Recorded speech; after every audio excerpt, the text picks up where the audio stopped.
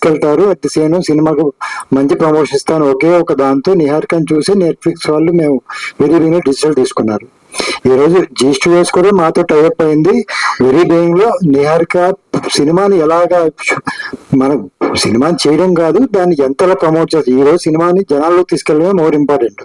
Cinema చాలా మంది మంచి మంచి సినిమాలు తీస్తున్నారు, కానీ జనాల్లోకి తీసుకెళ్ళలేక సినిమాలు చాలా కనీసం వచ్చినా కూడా తెలియకనే వెళ్ళిపోతుంది. అలాంటిది జనాల్లోకి ఎంత బాగా తీసుకెళ్తాం. అందుకే ప్రమోషన్స్ కూడా మేము షూటింగ్ నియర్ 55 to 60 days మధ్య షూటింగ్ చేసాము, కానీ ప్రమోషన్ మాత్రం 60 days చేసాం ఆల్మోస్ట్.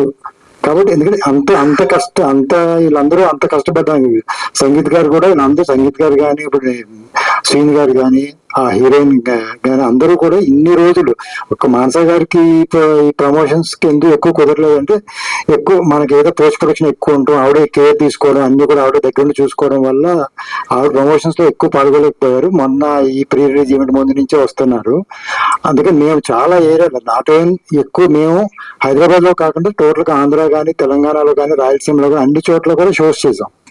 చాలా ఈవెంట్స్ చేయడానికి జనాల్లోకి ఎంత బాగా అందరూ మనకి ఎగ్జిబిటర్స్ కానీ డిస్ట్రిబ్యూటర్స్ కానీ ఎందుకు కొన్నారంటే వాళ్ళకి మెయిన్ నమ్మకం అది, అంత ఎర్లీగా కొనడం కోసం. అంత ఎర్లీగా బిజినెస్ అవడం కూడా కారణం ఇది ప్రమోషన్సే. దాన్ని బేస్ చేసిన అందరూ కూడా సినిమాలు కొనడం జరిగింది.